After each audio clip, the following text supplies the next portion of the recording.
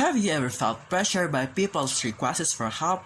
Or have you ever felt guilty about refusing when other people ask for something? Maybe someone asks you for something even though you want to refuse it but you can't. Have you ever been there?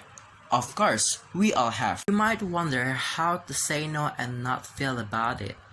Why is it so difficult to say the word no? It's just a word, right? What's so hard about saying no? People thought it can hurt, anger, disappointed, or if you hope to work with that person in the future, you must build a good relationship. Maybe we realized we were afraid of saying no because of our biggest fear is judgment or rejection. Saying no was off limits and saying yes was the likable thing to say. That's what we thought all this time.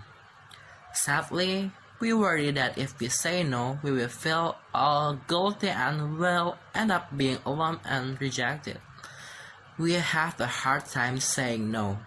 This problem is more common than we think, especially for those who are empathetic or nurturing. We hate the thought of hurting someone else's feeling. You must be asking yourself, why do I have such a hard time to saying no? And Eri says it's because we want to protect our relationships. But we even say yes to the perfect strangers. Maybe it's time for us to learn how to love yourself by saying no slowly but steadily. Many of us struggling saying no. People who say no too often are sometimes labeled as uncooperative, insensitive, selfish, or so we think. If you're one of those people who have trouble saying no to things, or if you feel overwhelmed by requests, these tips may be useful because today I'm going to speak to you in the next few minutes. I used to think that saying no to others was always arrogant. It sounds horrible if we all have that kind of attitude. Maybe no one cares about people in need, or maybe sometimes those needy people are us. Everyone might agree to say yes to the right things is fantastic. You meet new people, you have unexpected experiences, and you feel amazing helping someone who really appreciates it. But let's be honest, some of us quite like saying yes to everything because we feel needed, and sometimes we love the story that we are so busy helping others like we don't have time for ourselves. However, we actually don't have to always be nice to others like always saying yes. As Anna Taylor said that, love yourself enough to set boundaries. There is an art in saying no. We need to learn how to say no to ourselves. It doesn't mean we ignoring everyone and being selfish. Loving yourself means doing what is actually good for you and what you really want to do. When you're willing to put your needs first and focus on your main priorities, goals, and principles, saying no is going to be a lot easier. As you learn how to love yourself, not to indulge yourself, but to say no to yourself or to your unpleasant desires, you will also understand how to say no to others in a good manner. So what if the guilt arises? Nobody has forced you to feel guilty, it's self-generated. Decide where your time and energy are dedicated to nobler purpose. Then the guilt will drown in it.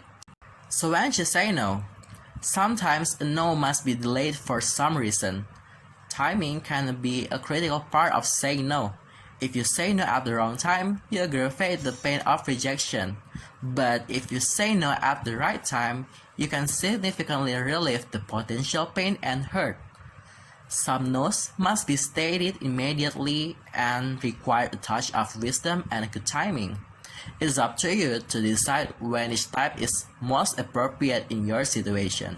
There are several ways in which you can say no to any request in any situations. First of all, learn to refuse by saying sorry. This is basic and very common. Actually, if you have an option to refuse, there is nothing more to be forgiven. This is your right. But sometimes you can't control your guilt, so all you have to do is prove your regrets. For example, how kind of you, but sorry, I have another appointment. See, that's simple, isn't it? Second of all, learn to use by saying thank you.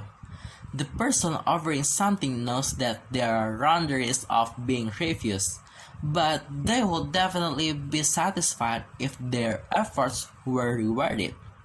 Approximately like, wow, thank you for being invited.